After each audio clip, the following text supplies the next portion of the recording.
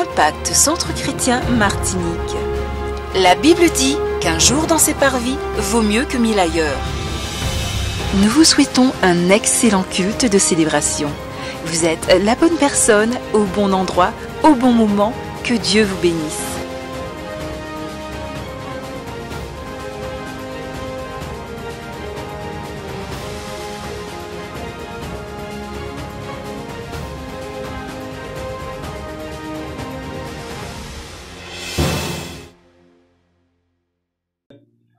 Ce matin, par la grâce de Dieu, je ne serai pas long. Je sais que tu ne me crois pas, mais je le dis quand même. Je sens un vent de suspicion, de doute. Vraiment, c'est pas normal, ça, cette église. Ah là là. Que Dieu nous fasse grâce. Mais je serai bref. Tu vas être surpris. Seigneur, aide-moi. Vous ne me soutenez pas, vous rigolez aussi. Quelqu'un me dit un bon gloire à Dieu. Tu vois, moi, on a eu une excellente semaine. Amen. Franchement, on passe des excellents moments dans la présence de Dieu depuis plusieurs moments, mais c'est que le week-end de Pâques était formidable, était riche. Le culte de vendredi, de dimanche était formidable dimanche. J'ai eu plusieurs personnes qui m'ont dit, waouh, c'était un de mes meilleurs cultes de Pâques, d'être tous ensemble, les enfants, les jeunes, tout le monde ensemble pour le Dieu, c'était juste excellent et magnifique. Amen. Et on a poursuivi à partir de mardi avec la retransmission du séminaire du pasteur Yves sur la puissance du sang de Jésus. Et franchement, mon frère, ma soeur, je te supplie. En fait, ta destinée te supplie d'écouter ce message, d'écouter la parole. C'est vrai que c'est à me dire d'écouter. Franchement, c'est une telle profondeur, telle révélation. Mais en même temps, ça veut dire que ce sont des fondements pour nous. Si nous avons été sauvés et affranchis à cause de l'œuvre de Christ à la croix, amen. Donc tout commence par la croix pour nous. Et il est important de bien comprendre tout ce que le Seigneur a fait à la croix. Donc, d'écouter depuis vendredi, dimanche et surtout cette semaine, c'est primordial. Et le nombre de témoignages qu'on a reçus ici, je n'ai pas pu, mon téléphone, non, j'ai pas pris mon téléphone. Mais il y avait tellement de témoignages qu'on a reçus, tellement de témoignages. Ici et même en Martinique, beaucoup, dans tous les campus où on a mis l'enseignement, des témoignages partout de changement, de restauration. Pourquoi? Parce que c'est la parole qui a été prêchée, amen. Et on a reçu tous la parole. Donne-moi un bon amen. Je te dis que quand la parole est là, tu dois répondre à la parole de Dieu. Parce que quand la parole est là, ça veut dire que Dieu est là. Donc quand tu entends la parole, tu me dis un bon. C'est pour recevoir ce que la parole, la vie que transporte la parole. Et plein de témoignages dont j'en ai donné quelques-uns encore hier soir. On a clôturé hier soir. Et je ne vais pas revenir sur tout, mais on a compris que la bonne nouvelle, c'est Christ crucifié, c'est Christ mort, Christ enseveli et Christ ressuscité. Amen. 1 Corinthiens 15. On a vu également dans Éphésiens 7, nous avons été en lui, par sang, nous avons le rachat, le pardon, la délivrance, la libération. Et on a partagé toutes ces choses-là. Et vraiment, je vous encourage à aller réécouter ce message. Il est disponible gracieusement sur les réseaux sociaux. Allez le réécouter. Amen. Mais c'est vrai que quelqu'un dit, oui, mais j'y suis chez moi. Mais en fait, c'est pas pareil. Parce qu'ici, il y avait une ferveur. Ici, il y avait un feu. Ici, il y avait un zèle. Ici, il y avait Mais quand deux sont ensemble, la présence de Dieu est garantie. Amen. Et nous avons vécu des choses extraordinaires dans la présence de Dieu cette semaine. Jusqu'à hier soir. C'était juste glorieux. Et je veux faire bref. On a vu par contre que 6 éléments. Ou 6 fois. On a vu Gethsemane pour que la volonté de Dieu soit rétablie. On a vu le prétoire où le sang a coulé quand son dos a été frappé, quand la couronne d'épines a été posée, quand la barbe a été arrachée. On a vu aussi à la croix quand les mains ont été percées et les pieds ont été percés. On a dit que chaque fois que le sang a coulé, il y avait une grâce que Dieu restaurait à l'humanité. Amen. Chaque fois que le sang a coulé, il y avait une chose que Satan avait attaqué par l'emprise du péché et que le Seigneur a restauré à chaque fois que le sang a coulé. Et la dernière fois que le sang a coulé, c'est à la croix. Mais ce n'est pas pour ce matin. Non. On refera ça on fera ça à la suite. On fera la suite du séminaire. Certains passent maintenant, d'ici 15 jours, on refera la suite. Une session spéciale qu'on fera ensemble de prière avec cet enseignement, qu'on fera une session spéciale. Notamment un vendredi soir. Parce que la dernière, c'est le final. C'est le bouquet final. Je peux seulement te dire que il est mort. Pour vérifier qu'il était mort, ils ont passé son côté. Et là, le sang, Éloé est sorti. Bon, ce n'est pas le message de ce matin. Ce matin, je vais te parler du salut par le sang. Dites-moi le salut par le sang. Le salut par le sang. Ce matin, je veux toujours rester sur la thématique du sang et je pense qu'on va poursuivre dessus. On s'est mis d'accord avec la Pierre Marc pour ne parler que de ça. Parce qu'il faut que l'on comprenne toute la portée du sang de Jésus. Pendant longtemps, dans nos églises, on ne nous a pas toujours enseigné, on n'a pas insisté sur l'importance du sang. Pierre Marc me disait que là où il était avant, il y avait un des anciens qui disait de ne pas insister sur le sang, c'était pas utile. Pourquoi Jésus est déjà mort à la croix, ressuscité, donc c'est pas la peine. Alors que pourtant tout se fait par le sang. Il est important que l'on comprenne la profondeur et la puissance du sang de Jésus. Si tu me suis, donne-moi un bon amen. Et ce matin, je vais te parler d'un aspect qu'apporte le salut. Nous avons été sauvés à cause du sang de Jésus. Amen. Et je veux maintenant t'apporter, je te précise tout ce qu'il y a derrière le salut qu'on a reçu en Christ. La Bible dit dans Actes 16, 31, si vous croyez en Jésus, vous serez sauvés, vous et vos familles. Romains 10 nous dit que ceux qui croient dans son cœur et confessent de la bouche parviendra au salut. Et le mot salut, c'est le grec sozo. Dis-moi sozo. Dis-moi sozo. Sozo, ça veut dire délivrer de la destruction. Délivrer du malheur et de la destruction. Et quand on parle de sozo ou du salut, on ne parle pas que du salut de l'âme. Amen. Ou de l'esprit qui est né de nouveau. Ce salut-là concerne le corps, l'âme et l'esprit. Si tu me suis dit que moi je te suis. Tu vois? Et donc quand on parle de salut, ça concerne tous les aspects de ta personne. Alléluia. Tous les aspects de ta personne ont été sauvés ou mis à part ou rachetés. Et ça, on va le parcourir ensemble. 1 Thessaloniciens 5, verset 23, si on peut l'afficher s'il vous plaît.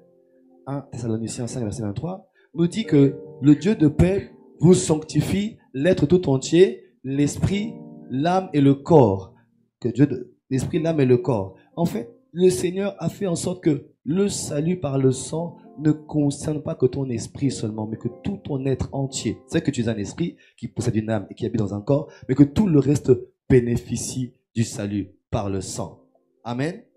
Et il y a 5 étapes. Dites-moi 5 étapes. 5 étapes que tu vis par le salut, dans le salut par le sang de Jésus. Première étape, c'est le pardon. Éphésiens 1, verset 7. Je lis la version second 21. En lui, par son sang, nous sommes rachetés, pardonnés de nos fautes, conformément à la richesse de sa grâce. Par le sang de Jésus-Christ, nous sommes pardonnés.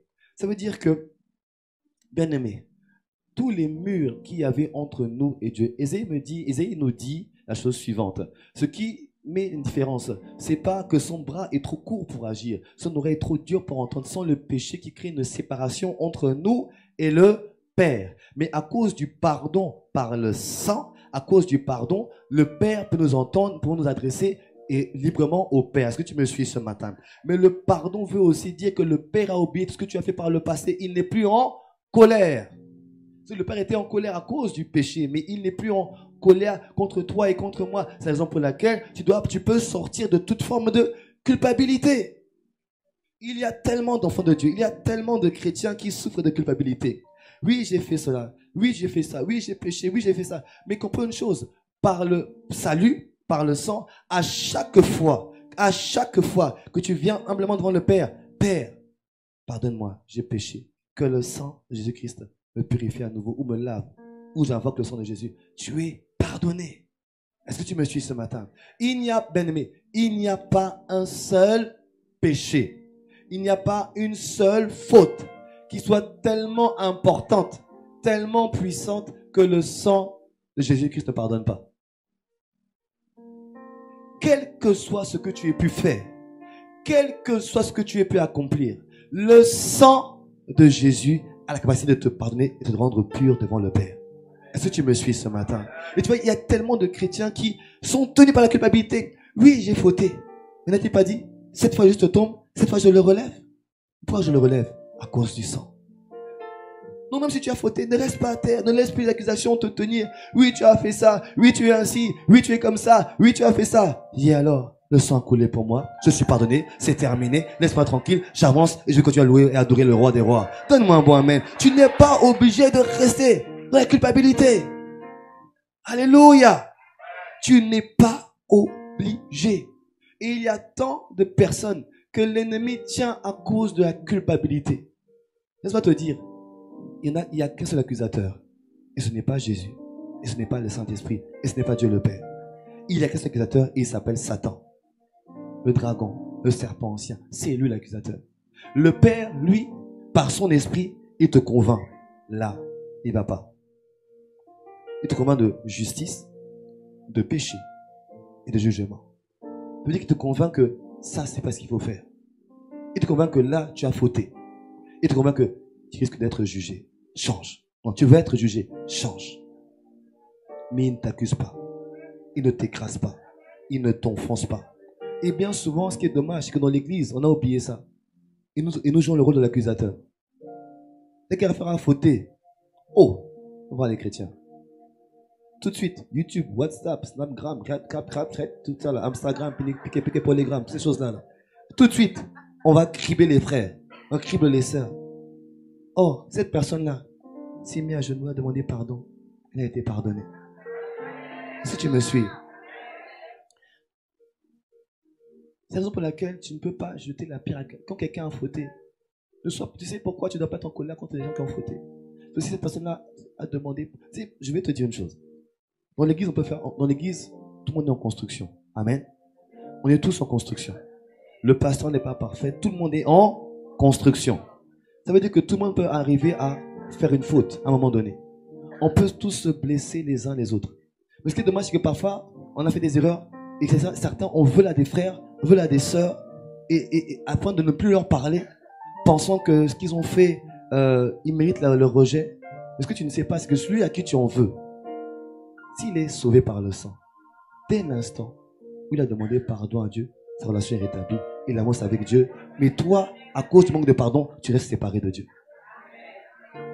Si je parle à quelqu'un ce matin, c'est la raison pour laquelle n'en veux pas aux autres. Pardonne et avance. Parce que eux aussi, Dieu leur pardonne.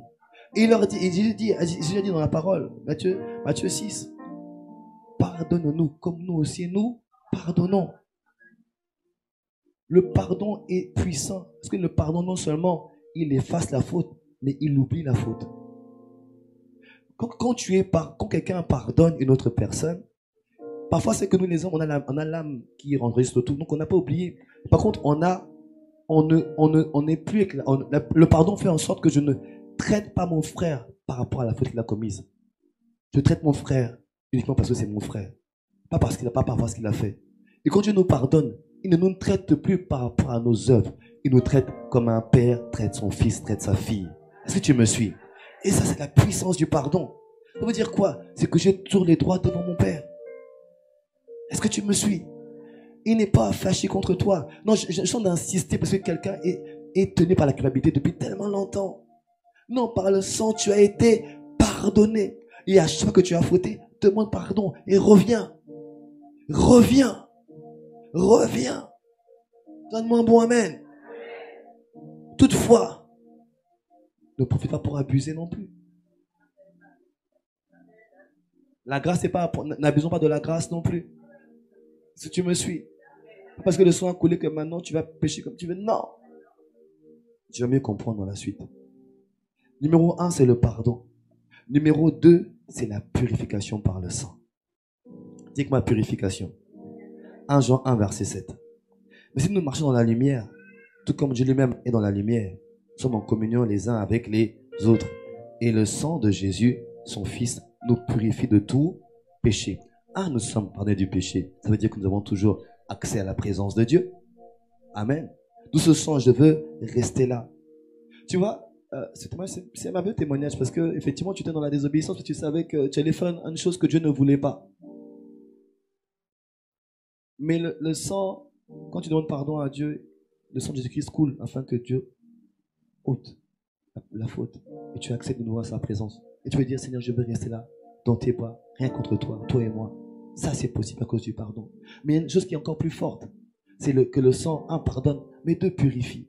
Parce que tu vois, le péché a des conséquences. C'est quoi le péché a des conséquences? Tout péché a des conséquences. Quel que soit le péché, il a des conséquences.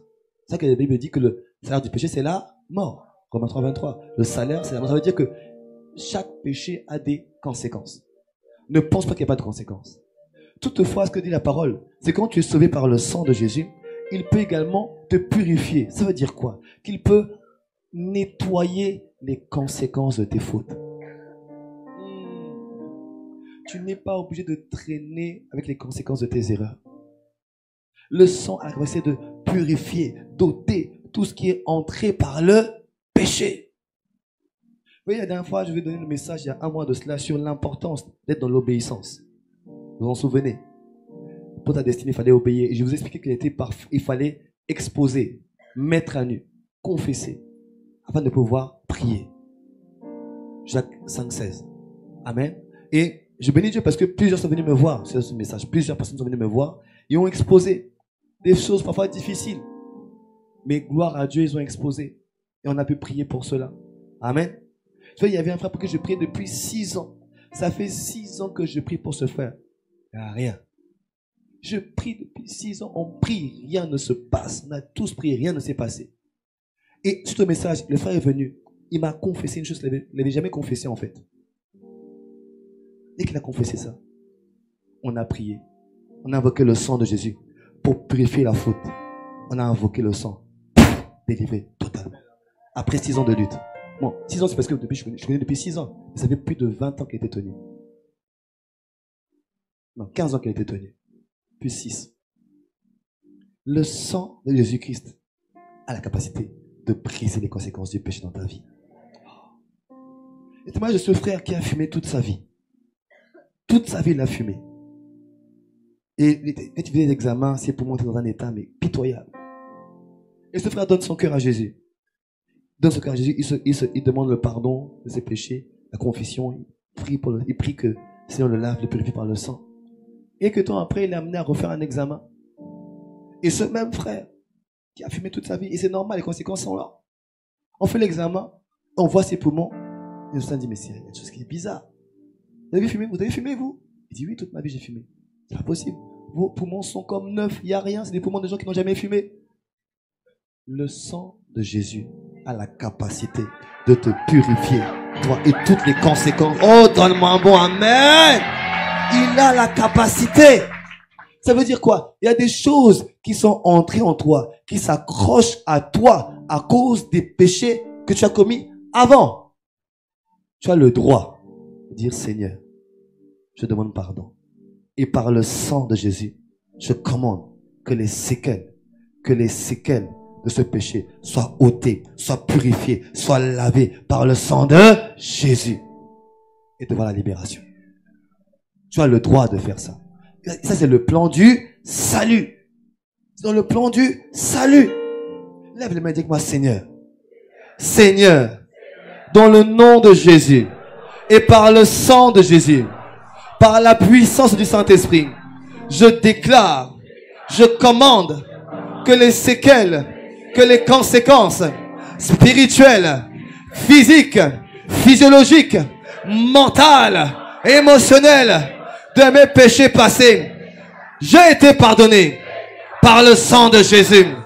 Aujourd'hui, par le sang, je réclame la purification, la purification, la purification de mon âme, de mon corps, dans le nom de...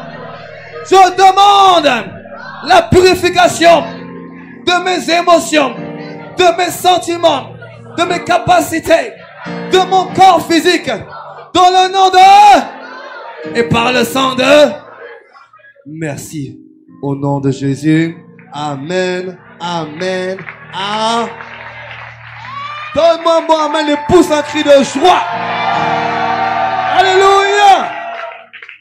Bien-aimé, le nombre de personnes que j'ai reçues depuis la dernière fois, c'est le message donné le 4 mars, qui sont venus me voir et me dire, pasteur, voilà ce que j'ai fait. Bien-aimé, c'est vrai que la grâce augmente, mais on n'a pas prié plus de 10 minutes. Ils ont tous été libérés. Tous été libérés. On n'a pas qui est reparti attaché. Tous. Pourquoi? On a exposé. On a invoqué le sang de Jésus. On a invoqué le sang de Jésus. Qui pardonne et qui purifie. Ils sont repartis libres. Tu n'es pas obligé de traîner les conséquences de tes fautes du passé. C'est vrai que il y a un salaire que tu dois moissonner. Et rappelle-toi que le Seigneur a dit, celui qui avoue et délaisse obtient miséricorde. Donc je ne suis pas obligé de toujours payer. Le sang a coulé pour ça. Est-ce que tu me suis ce matin? Numéro 1, c'est le. Deuxième étape, c'est la. Troisième étape, c'est la sanctification. La sanctification par le sang. Hébreux 13, 11 à 13. En ce qui concerne les animaux dont le sang est apporté par le grand prêtre dans le sanctuaire pour l'expiation du péché, leur corps est brûlé à l'extérieur du camp. Voilà pourquoi Jésus aussi, afin de procurer, je lis la version seconde 21, procurer la sainteté, donc la sanctification au peuple, au moyen de son propre sang, a souffert à l'extérieur de la ville. Sortons donc pour aller à lui, à l'extérieur du camp, en supportant d'être humiliés comme lui. La sanctification, ça veut dire que tu as été mis à part. Tu as été préservé. Tu as été séparé pour un but. Amen. Sanctification, ça veut dire séparé, mis à part pour un but. Amen. Et nous avons été sanctifiés. Et par le sang, on a lu tout à l'heure 1 Thessaloniciens 5, verset 23, qui nous disait que le Dieu de paix nous a sanctifié le corps, l'esprit, l'âme et le corps. Autrement dit, les trois ont été sanctifiés par le sang. Vous avez vu, la Bible dit que Jésus est sorti. Tout comme on sacrifiait les animaux à l'extérieur du temple, Jésus-Christ, il s'est offert aussi sur le mont Golgotha à l'extérieur de la ville. Ça veut dire que le sang te permet d'être sanctifié. Ça veut dire quoi? Depuis que si tu as donné ton cœur à Jésus, tu es sauvé par le sang. La sanctification, la sainteté est normale chez toi. Autrement dit, péché devient difficile. Quelqu'un qui a donné son cœur à Jésus, qui a donné véritablement sa vie à Christ, qui est né de nouveau, péché devient dur pour lui. En fait, pour pécher, il faut vraiment qu'on te prenne, qu'on t'attache, qu'on t'y mette. C'est en vérité, naturellement, il t'a mis à part. Ne pas aimer les gens, être aigri, être haineux, en vouloir, manquer de pardon, dire du mal, coucher avant le mariage, toutes ces choses-là, ça devient anormal chez toi à cause du sang. Oh, tellement bon, amen. À cause du sang, ça devient anormal chez toi. C'est ce qu'a fait le sang. Et en fait, voilà que naturellement, tu t'espérais du mal.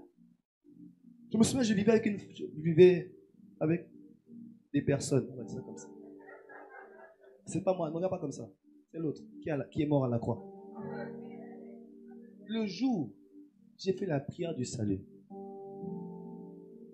Dès que je suis rentré à la maison, j'ai dit à ceux qui étaient là, écoutez, on prend un peu de distance. Le dimanche d'après, le deuxième message, j'ai dit là, c'est terminé. Le troisième dimanche, j'ai appelé toutes les personnes. On m'a insulté, on m'a traité de tous les noms, mais j'ai dit, je demande pardon pour ce que j'ai fait, mais c'est terminé. Qu'est-ce qui fait que quelqu'un qui est dans le péché, d'un coup, arrête ça? On m'a pas prêché à sanctification. Je n'ai pas écouté pasteur. Je te dis, je n'ai pas écouté pasteur Marcel pour me dire, je n'ai pas écouté pasteur Marcel. J'ai juste eu à cœur que ça, c'était plus mon partage. Pourquoi? À cause du sang qui te sanctifie. Le sang te met à part. Le sang t'amène à... Oh, tellement. Le sang, naturellement, te dit, c'est pas pour toi. Et le sang crée un mur pour te dire, ça, c'est pas pour toi. Et tu peux pas défendre, tu comprends pas? Mais tu sens que c'est pas pour moi. Quand les gens parlent mal, tu es là, tout d'un coup, tu te retires. Pourquoi? C'est pas pour moi. Qu'est-ce qui fait ça? C'est le sang qui te sanctifie. Et ça, c'est que tu acceptes Jésus-Christ, ton Seigneur et Sauveur. Oh, donne-moi un bon amen. Bien aimé, tu es sanctifié. Mais ça veut dire quoi? Ça veut dire aussi que, rappelle-toi, c'est l'esprit, l'âme et le corps. Celui qui pêche, c'est l'âme. La Bible dit que l'âme qui pêche, elle mourra. Quand l'âme est sanctifiée, ça veut dire quoi? Donc l'âme ne pêche plus. Donc non, c'est normal de ne plus pécher.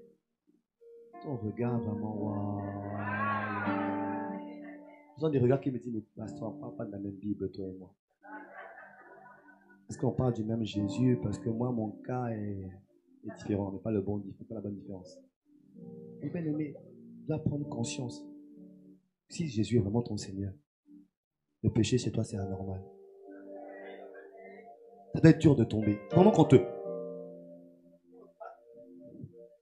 que tu tombes, mais tu ne peux pas. Même si tu tombes, tu te relèves. Et parce que tu tombes, mais tout de suite, tu as un sentiment de repentance. Même quand tu as fait une faute, tu as un profond sentiment de repentance. Où tu sens que tu as fait mal. Mais ce n'est pas là pour t'accuser. C'est pour t'amener à aller vers le Père, à dire, Père, pardonne-moi, j'ai péché, et tu es relevé tout de suite. C'est ça, bien-aimé. Mais la sanctification fait en sorte que tu ne pêches plus. Et non seulement, c'est le corps aussi qui est préservé. Tu n'es pas obligé de subir ce que le monde subit. Quand il y a des fléaux, c'est pas pour toi. Tu es sanctifié. Oh, tu es sanctifié. On dit qu'il y a la grippe, il y a la mauvaise grippe. Ah, je vais avoir la mauvaise grippe. Est-ce qu'il y a une bonne grippe d'abord? Est-ce qu'il y a une bonne grippe? Oh, j'ai la mauvaise grippe. Ah non, mais et la bonne, tu la connais la bonne, tu l'as eu aussi. Tu n'es pas obligé d'avoir la bonne et la mauvaise. Tu n'es pas obligé. Donne-moi moi-même. Oh! Tu sais, à l'époque où il y avait le chikungunya, j'étais donné ce témoignage-là. J'habitais ici à Fontpagny à Ducos. Il y avait le chikungunya, tout le monde était malade. Et un jour, la voisine va voir ma femme. Elle dit à Pasteur Sita, c'est bizarre. On habitait en haut d'un morne. C'est bizarre dans le quartier. Tout le monde est tombé malade, sauf nous. Elle dit, ah bon? C'est vrai? Elle dit, tout le monde, la voisine, un tel. Ils ont tous le chikungunya. Mais nous, on n'a rien.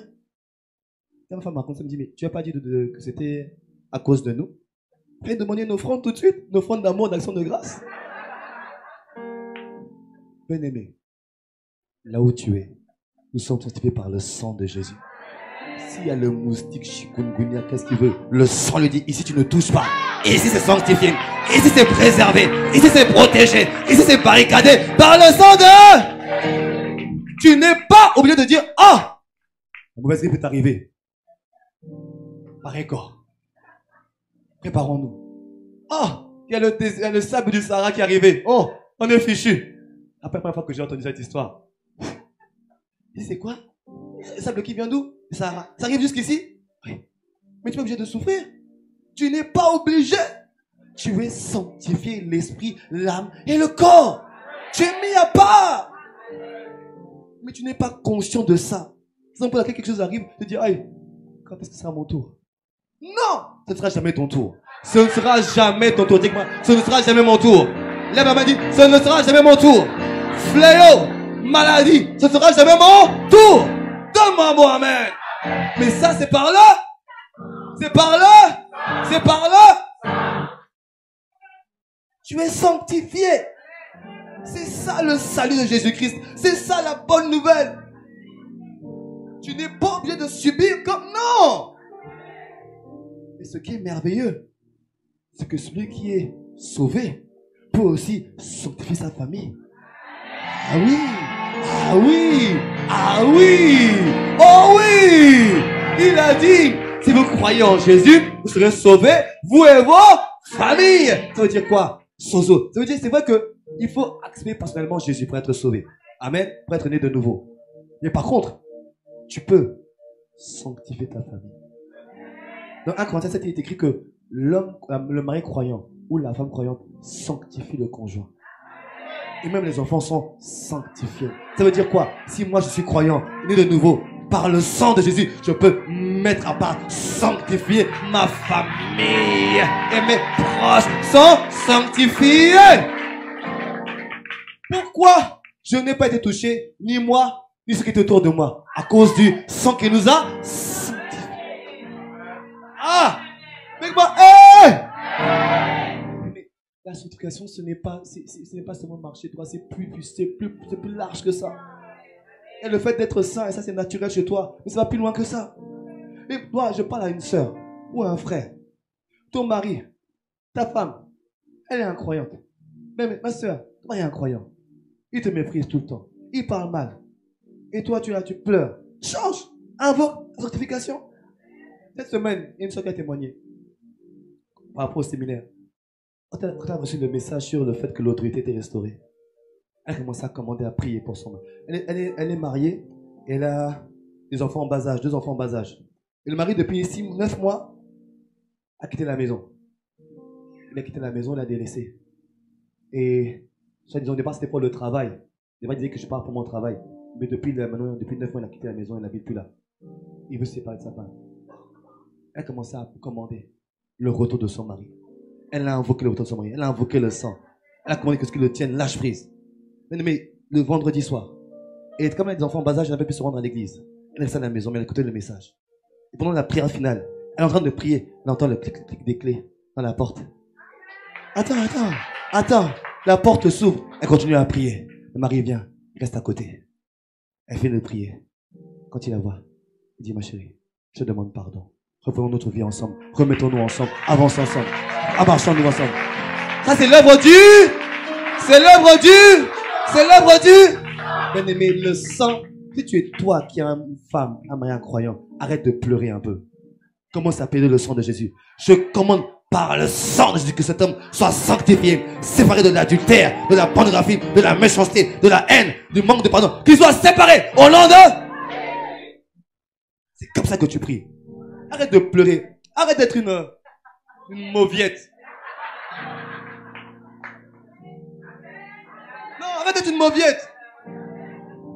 Dis à ton voisin, arrête d'être une mauviette, quoi. Non, mais dis, purée, arrête, quoi. Arrête. Ah, non, dis à ton voisin, arrête un peu, là, arrête. Dieu a dit, ton Dieu ordonne que tu sois puissant. Il ordonne que tu sois. Tu es puissant par le sang de Jésus. Tu es puissant par le sang de Jésus. Mais arrête de dire, oh mon mari, il n'est pas rentré à la maison. Maman. Eh. Kokarika masketele korika maska. Rima kindiria boskora. Rekete kiramaka. Je commande par le sang de Jésus. Cet homme est sanctifié. La parole déclare que la femme croyante sanctifie son mari. Je dis que cet homme est mis à part par le sang de Jésus. Je le sépare. Ces esprits d'impudicité qui l'emmènent faire le mal. Demain, il rentre à la maison. C'est qui, pardonne-moi. Je sais pas ce qui m'arrive. Vraiment, pardon. Tes enfants ne sont pas obligés de mal virer. Tes enfants ne sont pas obligés de mal tourner. Tu as le droit de les sanctifier par le sang. Même s'il va aller là où il veut. Mais par rapport au prix du fils prodigue, nous enseigne beaucoup de choses. Même s'il est parti se vautrer dans le mal, continue à invoquer le sang. La sanctification. Un jour, être surprise. Cet enfant va revenir. Et dire, j'ai envie de donner mon cœur à Jésus, moi aussi. Moi aussi, de donner mon cœur à Jésus. Tu n'es pas obligé. Nos enfants ne tourneront pas comme les autres enfants au nom de Jésus. Là, on avait dit violence, on avait dit drogue. Nos enfants, ce ne sera pas leur partage. Parce qu'ils sont sanctifiés par le sang.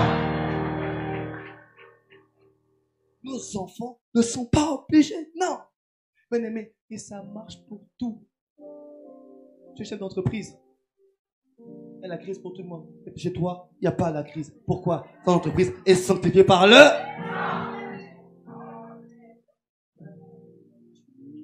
obligé de vivre ce que tout le monde vit. Oh, plus fort vérité, plus fort ma soeur, vérité. Tu n'es pas obligé de vivre tout ce que tout le monde vit. Parce que tu es sanctifié, l'esprit, l'âme et le corps sanctifié. Ça veut dire que tu es mis à part. Tu n'es pas obligé de connaître les crises que tout le monde connaît.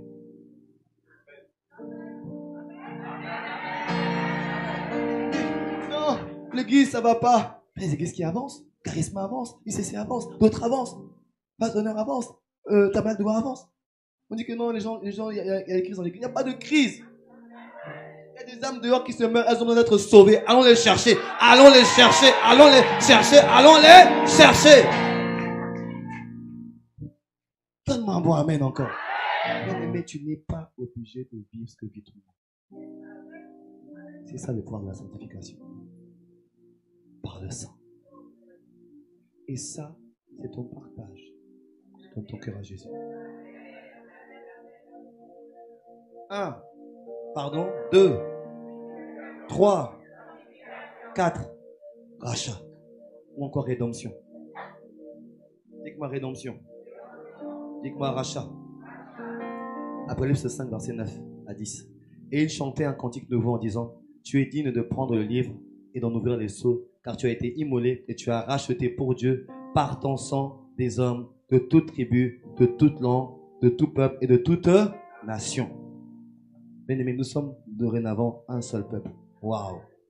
Peu importe notre parcours, peu importe notre origine, peu importe la couleur de peau, nous sommes un seul peuple, une seule nation, des rois et des sacrificateurs pour le Dieu de gloire. Amen. Mais il dit qu'il nous a rachetés par le sang. Ça veut dire que tu as changé de propriétaire. Non mais, tu as changé de propriétaire.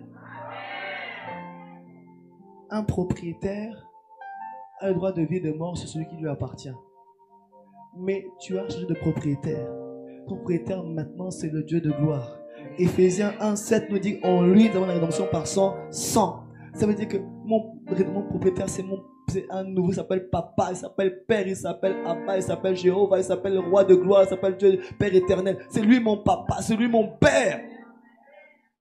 Et c'est mon propriétaire. Il m'a racheté. Il m'a pas seulement sauvé, il m'a racheté. Autrement dit, je n'appartiens plus à celui à qui j'appartenais au passé avant. Est-ce que tu me suis? Rien que ça veut dire que par ça, je suis totalement affranchi, libéré. Je n'ai plus le droit d'être oppressé parce que j'ai été racheté. Dites-moi, est-ce qu'un policier martiniquais a le droit d'aller arrêter... Bon, il y a un policier parmi nous qui est là. Est-ce qu'un policier martiniquais a le droit d'aller arrêter quelqu'un à Sainte-Lucie? Oui ou non? Est-ce qu'un policier martiniquais a le droit d'aller à la Barbade arrêter quelqu'un? Est-ce qu'un policier martiniquais a le droit d'aller, je ne sais pas, à Haïti arrêter quelqu'un? Pourquoi? Pourquoi? C'est pas la même juridiction. Il veut te dire, la Bible nous dit que nous avons été rachetés par le sang. Mais Colossiens 1:13 nous dit que il nous a transportés du royaume des ténèbres au royaume de son bien-aimé fils, Jésus-Christ. Autrement dit, par le rachat, il t'a fait changer de juridiction. Il t'a fait changer de juridiction. Autrement dit, ceux qui te harcelaient hier n'ont plus le droit de te harceler. Pourquoi? Tu n'es plus sous leur juridiction. Oh! Ceux qui t'oppressaient hier, te harcelaient hier, te bloquaient hier, t'arrêtaient hier, n'ont plus le droit de le faire, ne peuvent plus le faire. Pourquoi? Tu n'es plus sous leur juridiction. Hey! C'est qui te donne le droit de dire à l'ennemi, non! Tu n'as pas le droit de me toucher. Tu n'as pas le droit de m'harceler. Tu n'as pas le droit. Tu n'as pas le droit.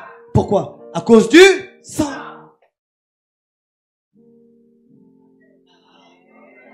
Mais tu n'es pas obligé de te laisser torturer. Non! Non, tu n'es pas obligé de te laisser torturer, écraser, abuser la nuit. Non, non, non, non. Rappelle que tu as été racheté. C'est pas seulement un chant, les racheter. C'est une nouvelle position. Tu as un nouveau maître. Il n'a plus le droit de te toucher. La seule chose, parfois, il le fait parce que tu n'es pas conscient. Mais en fait, tu n'as plus le droit, tu n'es plus sur la même juridiction. Il n'a pas le droit. Si un lui vient t'agresser, dit, hé! Qu'est-ce qui t'est arrivé? Qu'est-ce qui t'a pris? Tu as oublié que j'étais racheté? Il y a une frontière qui s'appelle le sang de Jésus. Elle est infranchissable pour le royaume des ténèbres. Elle est infranchissable. Tu ne peux pas me toucher. Tu ne peux pas me toucher, c'est terminé. Tu as le droit de dire stop, ne me touche plus. Pourquoi? J'ai été racheté. J'ai une autre juridiction. Oh, je veux te dire, les limites d'une personne ou celles de son propriétaire. Les limites sont fixées par le propriétaire ou le chef de la juridiction. Quand on veut t'arrêter, on va te dire ici, monsieur, ça c'est pas pour vous. Madame, ici c'est pas pour vous. Ça, c'est pour ceux qui bâtissent des maisons. C'est pour ceux qui aiment les roses. C'est pas pour toi ici. Fais demi-tour. Dis-lui, écoute-moi bien. Je n'appartiens pas à ta juridiction, je n'appartiens à une autre juridiction. Ma juridiction, c'est des cieux à la terre. Des cieux à la terre. Voici ma juridiction. Donc, ma juridiction, j'ai le droit de circuler où je veux. J'y vais, je rentre, je m'installe, je domine. Je domine au nom de... Mais tu dois avoir cette mentalité que tu as été racheté. Il n'y a pas un endroit qui était fermé. Tu as été racheté. Tu n'es plus obligé d'accepter les choses du passé, c'est terminé. Les problèmes émotionnels du passé, finis avec ça. Tu as été racheté. Le corps, l'âme, l'esprit, tout racheté et transporté ailleurs. En fait, dans le monde des ténèbres, quand quelqu'un a compris ça, en fait, ce qui se passe, c'est spirituellement, tu disparais des radars des ténèbres. Spirituellement, tu disparais des radars des ténèbres. Vous me rappelez le témoignage d'un frère. Il était dans une famille où tout le monde pratique l'occultisme. Le jour il s'est donné à Jésus, ses parents, fafant d'un village dans un continent, dont je tairai le nom, l'appelle. Il ne l'a jamais appelé. Il appelle. Il dit, tu es où maintenant? On dit, tu es où maintenant? On ne te voit plus. On ne te voit plus, tu es où? Il n'a pas compris. Moi, je vais changer. Après, il est venu à son pasteur. En fait, tu as disparu de leur radar. Il ne peut plus te voir. Pourquoi? Tu as été racheté par le sang de Jésus. Tu as été mis à part par le sang de Jésus-Christ. Ils ne peuvent plus te voir. Mais c'est ce qui se passe quand tu as été racheté. Bien aimé, tout s'arrête instantanément. Tu as été racheté. Ah, est-ce que tu peux prendre conscience de ça? Je finirai avec ce point numéro 5. 1, c'est quoi? 1, c'est 2, 3, 4, 5. Réconciliation par le sang. Romains 3, 23 à 26.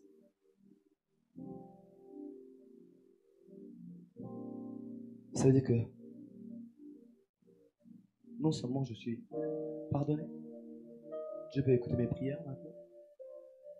Non seulement j'accepte sa présence, c'est vrai. 2, c'est vrai, je suis purifié. Je suis mis à part. Je suis racheté, mais j'ai été réconcilié.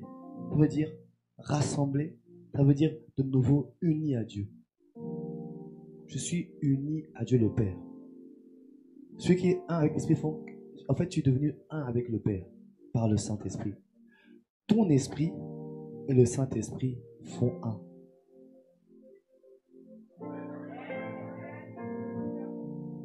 Réconcilier, ça veut dire que si nous faisons un, ce qui est à lui est dorénavant à moi. Ses limites sont mes limites. Ses grâces sont mes grâces. Ses capacités sont mes capacités. Ses possibilités sont mes possibilités. Ses ouvertures sont mes ouvertures. Sa force est ma force. Sa joie est ma joie. Sa paix est ma paix. Sa grâce est ma grâce. Sa puissance est ma puissance. Son onction. C'est ça la réconciliation. C'est ça que ça veut dire. Que dorénavant, nous sommes réconciliés. Nous ne formons qu'un. Nous sommes un avec l'Esprit de Dieu, avec le Père. Ça, c'est possible par le sang de Jésus. Notre défi, c'est que nous sommes tellement nombreux à ne pas vivre ça.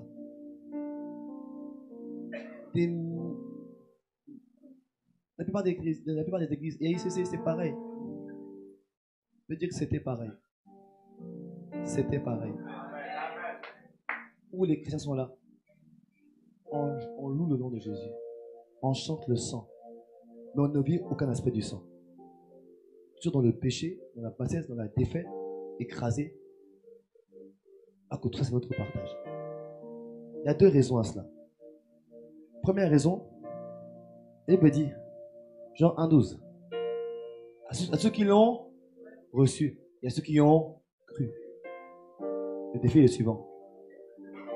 Tous reçoivent, mais peu croient.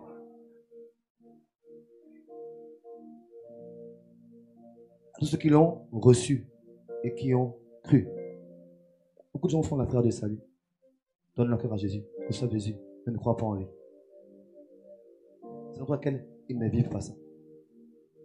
Et ils subissent la même vie que le passé.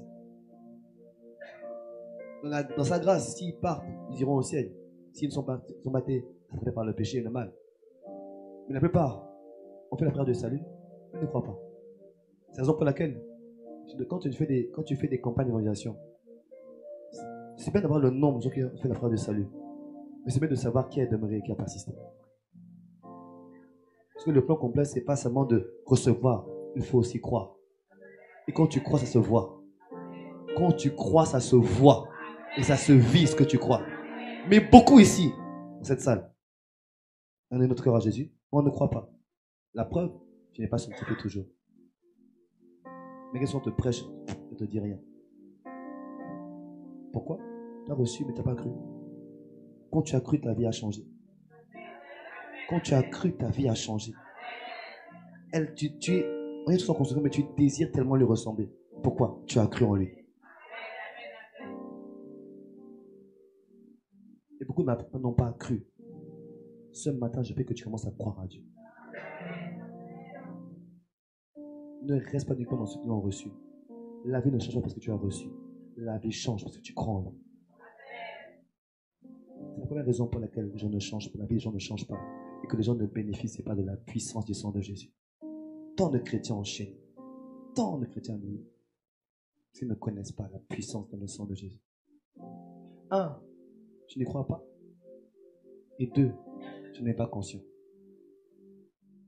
Beaucoup ne sont pas conscients. Il y a des choses que tu sais, mais est-ce que tu en es conscient? Oui, pasteur, je connais, mais est-ce que tu en es? Oui, pasteur, je sais ça, j'ai déjà lu. Est-ce que tu en es? Non, besoin de venir au séminaire, je sais, mais est-ce que tu en es conscient? Quand tu es conscient d'une chose, ta vie se comporte par rapport à la chose dont tu es conscient. Tu peux savoir une information, mais quand tu es conscient d'une information, tu agis conformément à l'information que tu sais. Tu peux dire à un enfant, ne touche pas la prise électrique, parce qu'il y a du courant. L'enfant, il a appris l'information de ne pas toucher, mais il ira toucher quand même. Parce qu'il n'est pas conscient qu'il y a un danger. Est-ce que tu me suis? Donc je peux savoir. Mais savoir ne suffit pas. Il faut savoir, il faut être conscient. Et quand tu es conscient, tu agis par rapport à ce dont tu es conscient. Mais beaucoup ne sont pas conscients de ce qu'ils ont reçu. Comment tu peux que tu me réveilles même de la nuit, tu me demandes, je dis, ma mentalité a changé parce que je suis devenu conscient de ça. De Christ en moi. Du sang de Jésus. L'audace est là, pas parce que je suis, non, c'est parce que je suis conscient. Je suis conscient. Mais très peu de gens, nous ne travaillons pas à devenir conscients de ces choses, de ces vérités bibliques. Nous ne travaillons pas à en être conscients. Qui aimerait être conscient de cette vérité? Qui aimerait être conscient que sa vie aura une autre différence? Qui aimerait? Qui aimerait être conscient de ça? Ok. Qui n'était pas le premier culte? Qui n'était pas le premier service? Levez la main, qui n'était pas là. Qui de sa somme vient? Et ton frère vient. Donnez-lui un micro. Frère, bonjour. Mais pas nommé.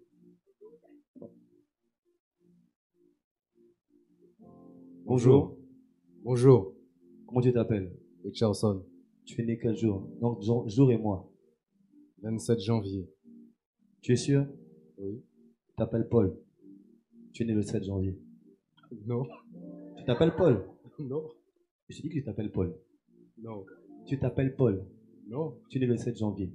Impossible. Mais tu dis que tu t'appelles Paul. Non. Mais tu t'appelles Paul. Non. Frère, ton nom c'est Paul.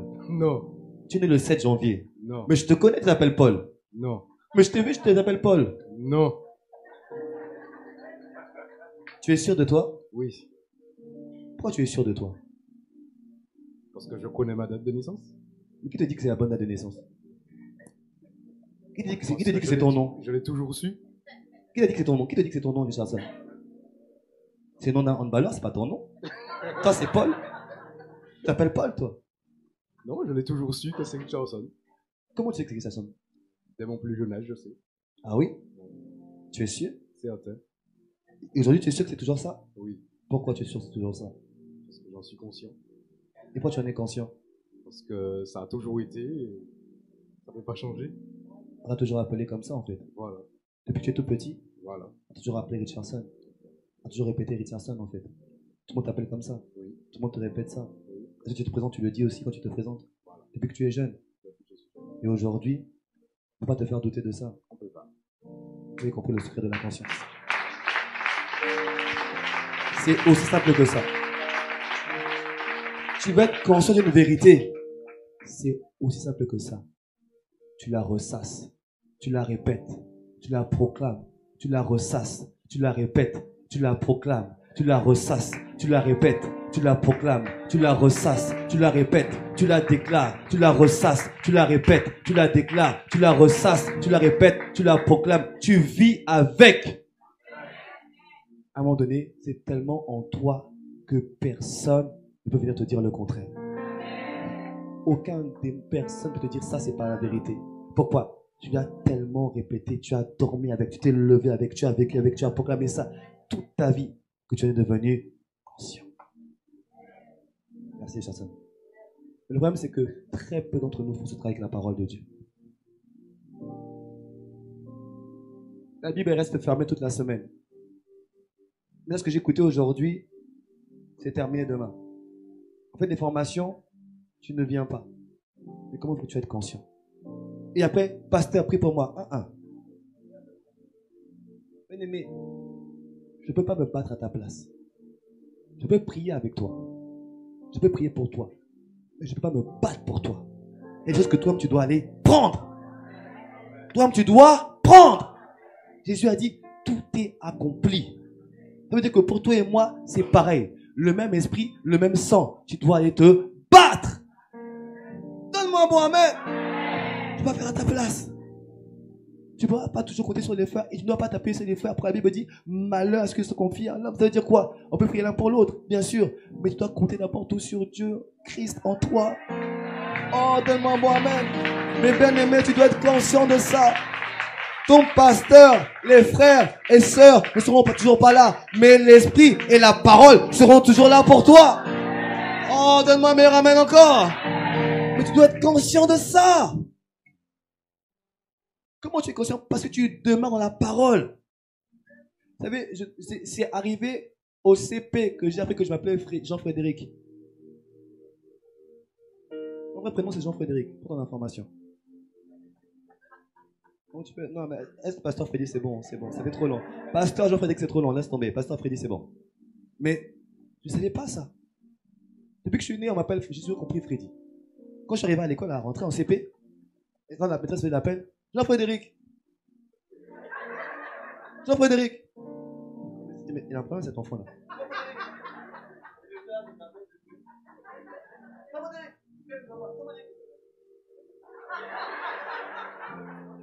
Tu t'appelles Jean-Frédéric. Je dis non, madame, non. Non, maîtresse, non, c'est Freddy. Non. Elle dit, si, mais regarde, c'est écrit, quand il est en bas. Jean-Frédéric. Non, Freddy. Et elle me dit, mais maman, pourquoi je m'appelle Jean-Frédéric? Lui, il s'appelle comme ça. Mais pourquoi on m'appelle Freddy alors? Et elle a dû m'expliquer qu'en fait, il y avait un ami de ma famille qui s'appelait Freddy. Et bon, bref. Et donc, quand j'ai arrivé, il a dit, toi, tu vas t'appeler Freddy. Et puis tout le monde a dit Freddy. Et j'ai parti comme ça depuis. Depuis l'enfance, on m'appelle Freddy. Comme mon fils, il s'appelle Elias Yanis. Là, tu rappelles Yayou. Et il arrive à la rentrée. Comment tu t'appelles? Yayou.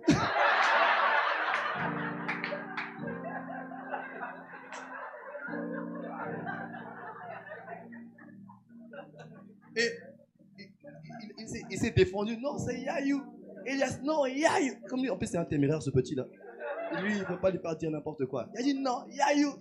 Ça a duré une semaine après, il m'a dit, monsieur, vous allez donner un vrai prénom à votre fils, vous savez. Donc, depuis, j'essaie de corriger. Mais maintenant, il comprend. Maintenant, il est assez grandi. Maintenant, il sait qu'il y a le nom des amis, de la famille, de l'église et le nom de l'école aussi. Mais il était conscient que lui, son nom, c'était Yayou. Il l'appelait Elias Yanis. Pourquoi? Depuis qu'il est petit, on lui a répété.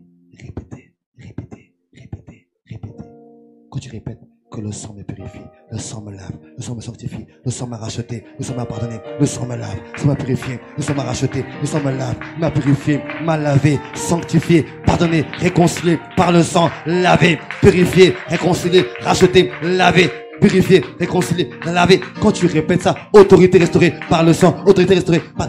À un moment donné, tu es tellement conscient, tu es tellement habité de cette parole que ta vie se conforme à ça. On dit, mais toi, tu es bizarre, on dit que tu es orgueilleux. Non, je ne suis pas orgueilleux. Je suis conscient du prix payé par le Christ à la croix. Mais toi, tu trembles pas. C'est bizarre, tu ne trembles pas. Oui. Pourquoi? Je suis conscient du prix payé. Mais quand le frère vient de dire, eh ma sœur, eh petite bébé,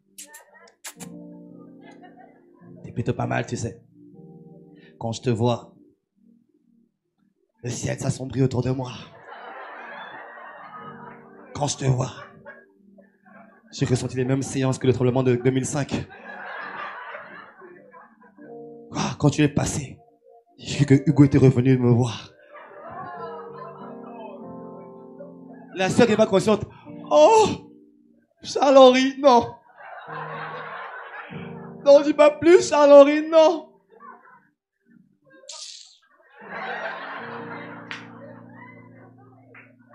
Mais la sœur consciente du sang de Jésus. Mais la sœur consciente du sang de Jésus. Où sont les sœurs conscientes du sang de Jésus? Où sont les sœurs conscientes du sang de Jésus? Où sont les sœurs conscientes du sang de Jésus? Quand Charles va venir, pas les pattes. Minus, vaut rien. Non, pas vaut rien, non, on va pas dire ça, on va pas dire ça. Non, ça retire, ça retire. Non, dis juste à quoi. Non, ne dis pas pour rien. Non, non. Il faut le bénir comme il faut le bénir, il faut le bénir. Il dit, hé! C'est pas qui je suis? Je suis le temple du Saint-Esprit. Ce corps, on ne le touche pas comme ça. Tu veux me toucher, avoir mes parents, avoir mon pasteur, pas avoir mon pasteur. Ensuite, tu vas à la mairie, tu publies les bords, tu m'offres la bague, fiançailles, mariage, et après, tu pourras toucher. Mais avant, tu sais que je suis...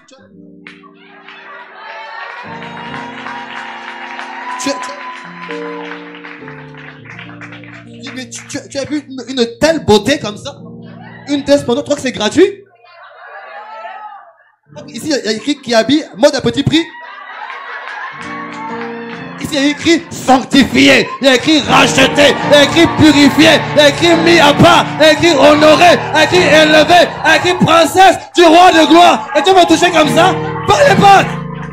Par les pattes!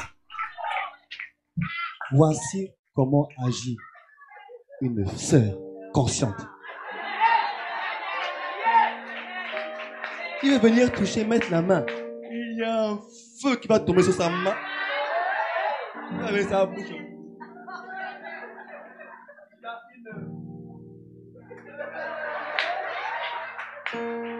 Et après, retourner. Et après...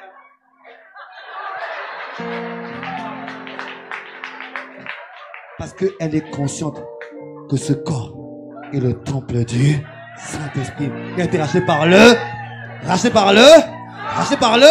purifié par le. Et personne, si ce n'est un mari, a le droit de souiller ce corps.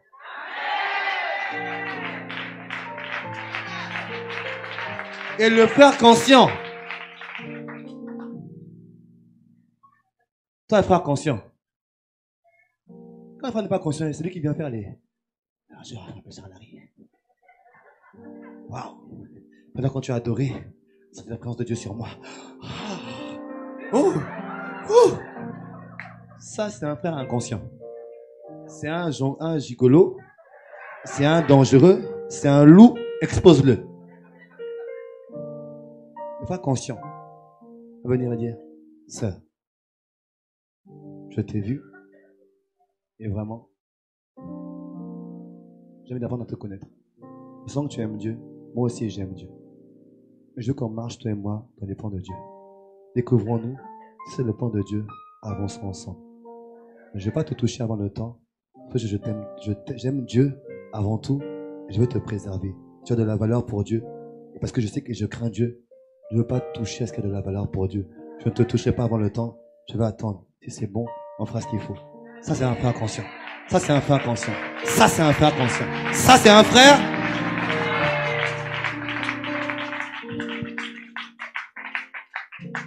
Toi qui n'es pas encore marié, assure-toi que ton futur conjoint est conscient. Je sentais un froid dans la salle. Bien-aimé, je te dirai la vérité. Que tu aimes ou pas, moi je suis pas là pour te dire ce que tu aimes. Je suis là pour te prêcher la vérité. Je te prêcherai la vérité. La vérité est la suivante. Tu vois, ma sœur, prends ton ministère à ton impact. Parce que tu as su renoncer au mal pour le Seigneur. Le reste, je ne le dirai pas. Parce que tu étais consciente de qui tu étais. Quand tu es conscient, tu peux arriver au bord du précipice. La robe est achetée. Traiteur payé. Mais quand tu es tellement conscient, tu dis non, je ne vais pas. Le fait d'être conscient fait que tu peux être attiré vers le bord. Comme Jésus à un moment donné à Gethsemane dit, je suis prêt de reculer. Mais tellement tu es conscient du prix payé, du sang. Ça fait mal. Mais le sang va toujours te restaurer. Va toujours te relever. Te fortifier. Parce que tu n'as pas cédé. Dieu a dit, celui qui m'honore, je l'honorerai aussi. Quand tu honores le sang de Jésus, il t'honore aussi. Alléluia. Gloire à Jésus. Gloire à Jésus. Est-ce que quelqu'un peut acclamer le Seigneur pour le sang versé, pour le sang de Jésus, pour le salut par le sang? Nous avons été sauvés par le sang. Oh, peux-tu dire gloire à Jésus pour le sang versé? Dis-lui merci pour le sang versé. Dis-lui merci pour le sang versé. Alléluia. Est-ce que tu peux juste incliner la tête quelques instants? Là où tu es, tu peux rester assis. Reste assis si tu veux. Juste lève les mains, restons assis et rends grâce à Dieu. Bénis le Seigneur pour le sang versé, pour l'œuvre de la croix. Dis-lui merci. Dis-lui merci. Dis-lui aide-moi à prendre conscience de ce que tu as fait pour moi. Aide-moi à saisir. Aide-moi à saisir la portée. Aide-moi à être conscient. Ah bien-aimé, concentre-toi sur ce que Jésus a fait pour toi. Demande-lui, Seigneur, aide-moi. C'est vrai, cette parole que tu as reçue cette semaine, la semaine dernière, il va vouloir la voler dès ce soir. Oui, Seigneur, que cette parole soit inscrite au plus profond de moi, qu'elle ne me quitte pas au nom de Jésus, que cette parole ne me quitte pas. Que tout ce que j'ai entendu, la restauration de l'autorité, la couronne de gloire, que mes mains rétablies, mes pieds rétablis, la guérison, la délivrance, la puissance, toutes ces choses-là, accorde-moi la grâce d'en être conscient. D'être conscient.